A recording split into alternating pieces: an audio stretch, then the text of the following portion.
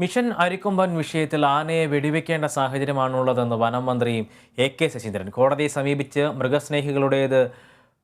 മൃഗസ്നേഹികളുടേത് തീവ്ര നിലപാടാണ്. ആനയെ പിടികൂടാൻ പാടില്ലെന്ന് പറയുന്നത് അപ്രായോഗികമായ കാര്യമാണ്.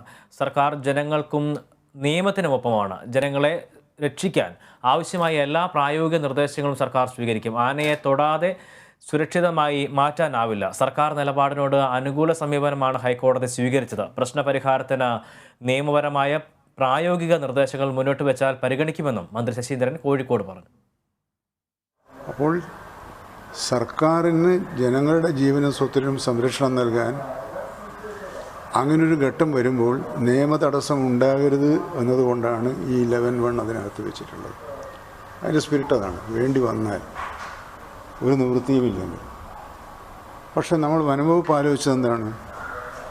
അവരെ മയക്കുവെടി പിടിച്ച് സംരക്ഷിക്കുക എന്നതാണ് തീരുമാനമുള്ളത്. ഈ നിലപാടിനെതിരെയാണ് ഇതിനു വേണ്ടി നൽകിയ ഉത്തരവിനെതിരെയാണ് വന്യജീവി സ്നേഹികളുടെ സംഘടനകൾ